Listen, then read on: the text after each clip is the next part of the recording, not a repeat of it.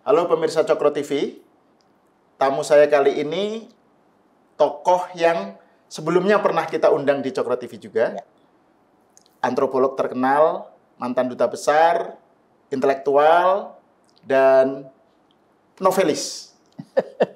Ini yang terakhir. Itu suara ketawanya sudah kelihatan. Profesor Dr. Kartini Syahrir. Selamat datang lagi ke Cokro TV, Booker. Terima kasih. Dan terima kasih kami diundang lagi ke rumah yang asri ini. lebih enak ngobrol di sini, Booker. Iya, saya lebih senang lagi ya bahwa ini dari tim Cokro datang kemari gitu. Ya, dan ini pemirsa untuk menunggu momen ini itu lama sekali karena Booker itu sibuk sekali keliling ke New York, ke berbagai tempat, dan ini sedang menggarap novel yang kedua ya, Booker ya? Iya. Novel selanjutnya itu sequel atau apa? Iya, nanti novel ketiga ada kemungkinan besar saya akan tulis di Stanford. Oh, oke. Jadi saya akan sabatikal 1 tahun. Di Stanford? Iya. Aduh, ini betul-betul balik ke kampus. Balik ke kampus, iya. Booker, kan dalam perbincangan kita sebelumnya, kan ada poin yang menarik yang Booker sampaikan bahwa salah satunya adalah bahwa ya udahlah, generasi tua harusnya sudah saatnya memberi kesempatan kepada generasi yang lebih muda, gitu ya. Nah, itu kan terkait dengan Pilpres. Kita bicara soal Pilpres, dan kalau kita melihat hasil dari Pilpres kemarin, bukan kemarin ya, 2024 lah, tahun ini, pemenangnya Prabowo Gibran itu didukung paling banyak oleh Gen Z dan milenial. Ini kan artinya aspirasi dan harapan Gen Z dan milenial kepada 02, gitu kan. Nah, menurut Booker, seberapa jauh sebenarnya Prabowo Gibran itu merepresentasikan aspirasi anak muda ya? Dalam hal ininya, program-programnya, pilihan-pilihan politiknya, dan selanjutnya. Menurut Booker gimana itu? Saya rasa kan waktu wawancara kita yang terakhir ya, saya katakan memang ini hal yang sangat menarik melihat perpaduan antara generasi tua dan generasi muda. Ya. Saya juga mengatakan pada saat itu bahwa kita melihat kesinambungan, ya, estafet kepemimpinan nantinya dari mereka yang lebih tua kepada yang lebih muda. Saya tetap beranggapan ini adalah saat dari generasi muda ya untuk mulai memimpin ya di negeri ini. Sudah waktunya. Saya selalu berpendapat setiap orang ada masanya, setiap masa ada orangnya. Saya tidak hendak mengatakan bahwa mereka yang tua, yang generasi yang lebih tua tidak punya tempat di dalam kancah kehidupan politik maupun ekonomi ya. Tetap ada, tetapi tentu dibutuhkan suatu hal dari generasi yang lebih tua, yaitu adalah kemauan ya dan keterbukaan terhadap perubahan-perubahan yang ada. Itu sangat dibutuhkan. Dan kemampuan untuk merangkul pemikiran-pemikiran yang muda, ya, tidak di dalam bentuk menceramahi. Ya, itu menurut saya sangat tidak tepat ya. Jadi kesiapan untuk menerima perubahan itu ya, Bu? Perubahan itu ya, supaya bisa menjadi suatu partner yang setara ya dengan yang muda. Karena ada kecenderungan daripada yang tua ya. Mas Sahal lihat aja lah dari sejumlah rekan-rekan kita kan, kecenderungan menggurui dan mengatakan masa saya dulu ya, saya begini, saya begitu ya. Tidak ada orang yang mau mendengar itu. Orang akan mengatakan, ya itu masa Anda dulu, masa sekarang berbeda gitu. Dan kita tidak inginkan hal-hal seperti itu terjadi. Jadi saya kira ini secara simbolik pasangan Prabowo dan Gibran ini suatu pasangan yang menarik, yang ideal, yang menggambarkan terjadinya suatu perubahan cepat. Nah itu kan kalau jadi yang Pak Prabowo mewakili generasi tua gitu ya, Gibran generasi muda gitu ya. Dan kalau dalam diskurs tentang Gen Z dan milenial ya, bagaimana kan banyak yang menganggap Gen Z dan milenial apolitis lah atau nggak tertarik dengan politik dan seterusnya. Padahal mereka sebenarnya kan selalu yang jadi obsesi mereka adalah what's in it for us. Politik apa yang buat kita apa gitu. Jadi mengaitkan dengan kepentingan, aspirasi, dan harapan mereka itu yang penting. Nah, menurut Buker seberapa jauh itu Prabowo Gibran itu bisa nyambung ke aspirasi Gen Z dan milenial itu? Waktu masa kampanye, Pilpres, Mas Sahal lihat ya, bagaimana Prabowo berusaha berusaha menggapai kepada kaum muda. Dalam pidatonya, dalam cara-cara dia berkomunikasi. Itu saya kira berubah sekali. Ya. Dia mencoba merangkul, dia mencoba menggunakan bahasa gaul dari anak-anak muda. Tidak mudah loh untuk melakukan itu. Karena generasi seperti saya kan satu generasi nih sama Pak Prabowo nih. Generasi seperti kita-kita ini kan punya suatu kecenderungan menggunakan pakem tertentu dalam berkomunikasi. Nah, ketika Pilpres, ketika kampanye, saya melihat dari dekat bagaimana Pak Prabowo itu melakukan pendekatan-pendekatan yang memang diterima oleh anak muda. Itu menjadi sangat penting. Dan di dalam debat-debat tidak ada satupun kata-kata yang menggurui, ya, tidak ada satupun kata yang menghujat datang, karena anak milenial tuh nggak suka sebetulnya hal-hal seperti itu. Nah, sebagian besar kepala politisi kita masih menggunakan cara-cara lama dalam berkomunikasi dengan kaum milenial yang merupakan sebetulnya mayoritas kekuatan politik pada masa pada Pilpres 2024. Dan akan tetap seperti itu. Dan ya, akan menjadi tetap sangat seperti itu. 60% kalau nggak salah ya. Milenial dan perempuan akan menguasai kancah politik kita. Betul. Ya. Nah, terus ini Buker, kalau saya ingin kembali kepada masih faktor ini ya, faktor pemilih muda ini ya. Kan Buker dalam satu kesempatan khusus tentang Gibran nih ya. Kan setelah debat, kan Gibran sebelumnya diledek tuh sebagai Samsul lah apa gitu. Terus kemudian dalam debat Cawapres ternyata dia perform dan Buker menyatakan bangga dengan Gibran. Nah, ini menarik nih, seorang Dr. Kartini Syahrir menyatakan kebanggaannya kepada Gibran sebagai sosok yang pokoknya harapan Indonesia Emas itu, Indonesia Emas 2045 itu bukannya impossible gitulah kira-kira ya dengan adanya sosok Gibran. Nah, tapi di sisi lain, Buker, kalau kita melihat wacana dari kalangan pro-demokrasi ya, kalangan civil society ya, teman-teman kita lah ya, banyak yang justru Gibran inilah pertanda Jokowi menghancurkan demokrasi gitu dengan politik dinasti. Gitu. Jadi ini dan diskurs politik dinasti kan masih berjalan ini Buker di medsos ya. Jadi bagaimana Buker melihat soal ini? Saya kembali ke soal Gibran itu sendiri, sikapnya Buker terhadap Gibran. Saya suka tuh sama anak muda seperti Gibran. Saya kira dia seorang anak muda yang mencoba membuat dirinya sebagai seorang Gibran yang mandiri, Gibran yang berprestasi, terlepas dia anak seorang presiden. Banyak orang tidak menyadari dan mengira menjadi seorang anak presiden itu gampang. Menjadi anak seorang presiden itu cenderung untuk dibully. Cenderung seolah-olah kalau dia berhasil, itu karena bapaknya. Cenderung kalau bapaknya tidak disukai oleh masyarakat, oleh supporternya, si anak menanggung dosanya. Seperti itu kan, persis ya yang dikatakan. Jadi kalau para aktivis pro-demokrasi misalnya mengatakan bahwa mereka kecewa dengan Pak Jokowi, ya silakan. Mungkin mereka punya alasan sendiri kenapa mereka kecewa sama Pak Jokowi. Tapi dengan mengatakan karena dia kecewa sama Pak Jokowi, lalu perlu mendiskreditkan seorang Gibran, menurut saya, ya mereka bukanlah orang yang pro-demokrasi. Karena kalau kita mengatakan menggunakan jargon bahwa kita adalah aktivis, ya, aktivis atau kelompok pro-demokrasi, kita orang yang mau mendengar, menyimak, mau mufakat musyawarah sesuai dengan azas falsafah Pancasila kita untuk melihat kenapa ada suatu sikap yang berbeda dari yang kita harapkan. Kita harus mau ya, dan mampu melihat tidak dari cara berpikir kita, tidak dari perspektif kita. Jadi saya pikir terlalu mudah para aktivis-aktivis ini menamakan dan membuat jargon pro-demokrasi.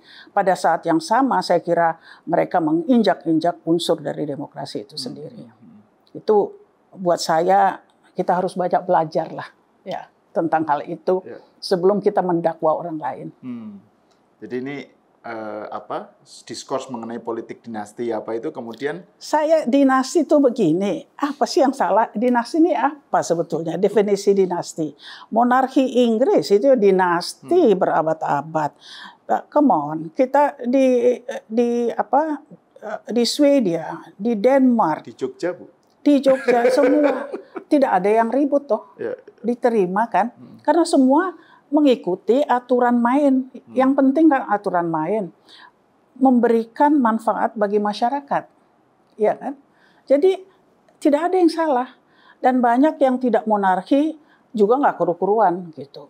Jadi membawa kalimat-kalimat seperti dinasti dengan konotasi negatif saya kira tidak cocok, tidak pada tempatnya. Seperti itu. Ya. Nah, terus kalau ini kan kita barusan membahas Gibran, terus saya ingin juga membahas soal pengen mendengar pandangan Buker mengenai Pak Prabowo sendiri. Kan Buker kenal dekat, personal ya, sejak dulu dengan Pak Prabowo. Sebetulnya saya mungkin lebih mengenal keluarganya, lebih mengenal kakaknya ya. Ya, karena kakaknya sahabat saya itu. Bu Bianti. Tapi setidaknya saya kira saya cukup lihat ya. Mungkin yang lain-lain jauh lebih kenal daripada saya gitu. Tapi kalau saya mengikuti ya selama ini mengenai kegiatan Pak Prabowo dari luar ya misalnya, saya pikir dia mempunyai kemauan keras ya, kemauan keras, keteguhan ya, bahwa 2 kali tidak lolos sebagai pilpres, dia masih mau untuk yang ketiga kalinya. 3 kali, bayangkan 3 kali. Dan semua orang pesimis, ya, pesimis bahwa dia akan bisa mendapatkan kursi kepresidenan. Apa yang kita bisa pelajari dari situ, ya, kalau kita memiliki suatu kerendahan hati adalah ini adalah orang yang tidak mau menyerah, ya. Orang bisa berspekulasi macam-macam, tapi kalau saya pribadi melihat bahwa dia ada suatu pemikiran mengenai negeri ini yang mau dilakukan. Dia ingin membaktikan betul. Ya. Jadi 3 kali biasanya orang sudah nyerah, 2 kali atau 1 kali sudah nyerah. Tapi dia terus ya. Jadi ini orang yang teguh. Dan mengikuti laginya itu juga tetap tanpa mengorbankan, tanpa merusak aturan main demokrasi ya. Tidak. Artinya dia tetap melalui partai. Tetap dia mengikuti semua mekanisme. Dia menerima semua cibiran. Dia menerima dia dikucilkan. Dia menerima diperlakukan. Sudahlah, kalau saya ikuti ya dari dekat, saya juga ikut sedih. Ya.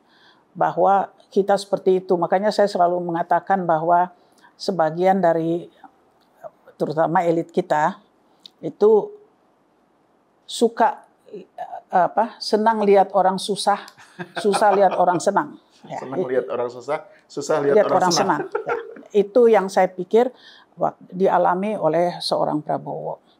Tapi itu saya pikir mendewasakan dia.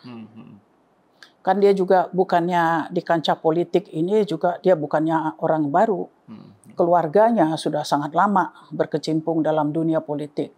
Jadi seorang Prabowo sejak masih muda sudah sangat paham mengenai soal-soal politik, ya, karena dia tentu belajar dari ayahnya, belajar dari kakeknya. Dia datang dari keluarga yang terpandang, keluarga intelektual dan sangat mementingkan pendidikan. Dia biasa tinggal di luar negeri. Ya, saya kira kita semua tahu bahwa untuk waktu yang lama mereka pernah menjadi exile di luar negeri. Dan kehidupan itu menjadi sebuah pelajaran politik bagi seorang Prabowo. Membuat dia lebih matang. Pak Sumitro di luar ya? Di luar negeri. Itu Pak Prabowo berarti masih umur-umur 10 tahun, Oke, 14 tahun, situ ya saya kira ya. Jadi itu satu pengalaman, walaupun pengalaman pahit, tapi saya kira itu sesuatu yang mendewasakan dirinya secara politik. Jadi kan mesti tahan banting nih. Kita nggak boleh cengeng, mentang-mentang kita merasa diri kita hebat, lalu kalah, lalu marah gitu. Itu cengeng namanya ya. Gitu. Itu kalau kita tidak pernah mengalami kalah, bagaimana kita tahu manisnya menang? Iya kan? Prabowo mengalami ya pahitnya kalah. Kalau dia sekarang dapat manisnya menang, kenapa sih kita nggak bergembira? Itu ya. Karena bagaimanapun juga Prabowo Gibran adalah kita. Kalau kita bicara, saya terus terang aja, saya selalu bicara mengenai konsep keindonesiaan kita, identitas kolektif kita adalah kemajemukan. Kemajemukan itu ya disimbolkan dalam Bhinneka Tunggal Ika. Ada falsafat kita namanya Pancasila, musyawarah mufakat.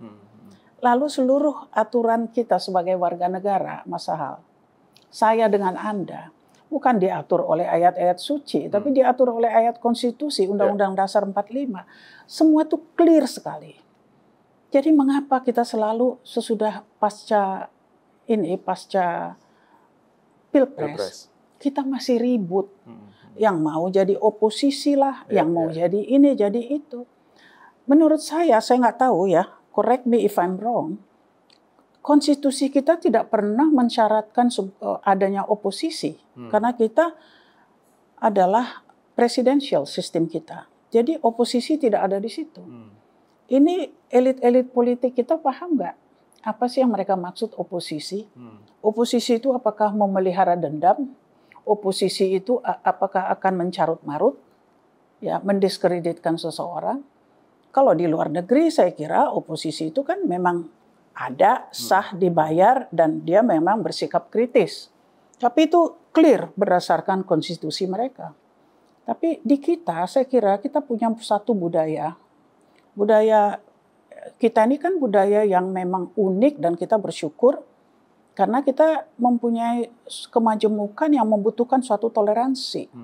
Karena toleransi yang ada itu, kita mengatakan setiap ada perselisihan, setiap ada perseteruan misalnya, kita selesaikan dengan musyawarah mufakat. Saya tidak tahu apakah falsafah negara lain ada yang lebih kurang sama-sama kita, saya tidak tahu. Tapi saya selalu merasa kita mempunyai berkah untuk itu. Karena itu kita bisa menghargai perbedaan-perbedaan yang ada, bukan kita pertentangkan. Ya. Itu yang saya lihat dalam Pilpres 2024. Proses itu yang terjadi yang sangat saya sayangkan. Jadi masih merawat wounds ya, luka-luka itu masih diawetkan gitu ya. Diawetkan luka-luka. Harusnya kan selesai gitu iya. Ya. Sambil luka itu dibiarkan ya seperti itu, dan kemudian falsafah Pancasila menjadi mantra-mantra yang nggak ada makna, jadinya kehilangan makna. Padahal falsafah Pancasila itu jelas itulah obat untuk merawat luka-luka yang ada. Ya. Nah ini kan yang kita bicarakan kan idealnya harusnya begitu ya Bu. Ya. Tapi kan dalam faktanya kan, nah ini kembali ke soal Pak Prabowo ini. Pak, dalam faktanya kan Pak Prabowo berada di tengah-tengah perseteruan yang masih tidak terjembatani antara Bu Mega dengan Pak Jokowi. Kalau saya pikir, kalaulah dikatakan ada perseteruan itu, saya rasa itu bukan tupoksi daripada Pak Prabowo. Ya, itu terpulang urusannya kepada Bu Mega, Pak Jokowi, ya untuk menyelesaikan. Tapi seperti saya katakan, semua itu ada waktunya, ya semua itu akan selesai juga.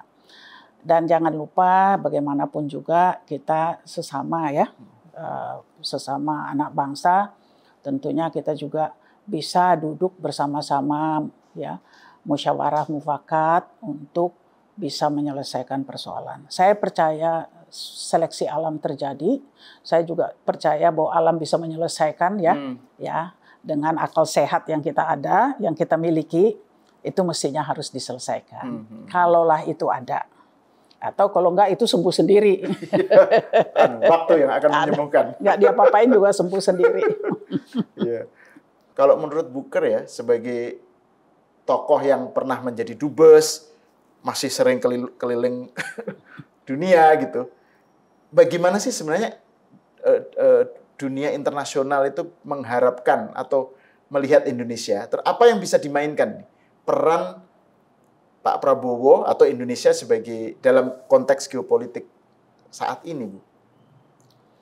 Saya kira Pak Prabowo tentu tetap akan meneruskan ya. Kita punya kebijakan politik luar negeri yang bebas aktif, ya kan? Itu akan tetap dilakukan, yaitu kalau bisa sebanyak mungkin ya teman, sesedikit mungkin musuh. Ya. Yang menarik menurut saya adalah dugaan saya ya, Pak Prabowo akan lebih banyak tampil dalam forum-forum internasional sebagai pemimpin dari sebuah negara berdaulat. Itu akan lebih kelihatan nantinya. Jadi beliau itu akan menyuarakan Indonesia langsung, ya, bahwa kita adalah sebuah negara yang berdaulat, karena itu kita mau hubungan baik dengan semua pihak, termasuk negara adik kuasa. Ya, kita belajar dari pengalaman pahit kita 350 tahun, ya, dijajah oleh Belanda. Kita tidak mau itu terjadi pada kita, ya. Kita tidak mau didikte, win-win semuanya. Kepentingan kita terakomodasi, ya, dan kita juga bisa memperhatikan ya hubungan bilateral, multilateral antara kita dengan negara-negara ya sesuai dengan kepentingan masing-masing. Ya. Itu saya kira akan nanti lebih disuarakan. Saya tidak mengatakan yang ada sekarang tidak tidak dilaksanakan dengan optimal. Tapi yang menarik nanti Prabowo dengan pengalaman pribadinya, ya, dengan performance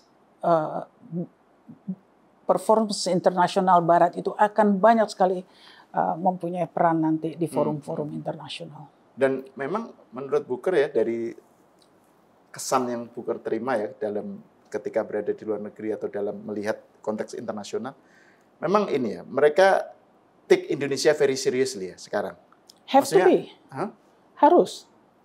Pertama, kita negara kepulauan terbesar di dunia. Ya.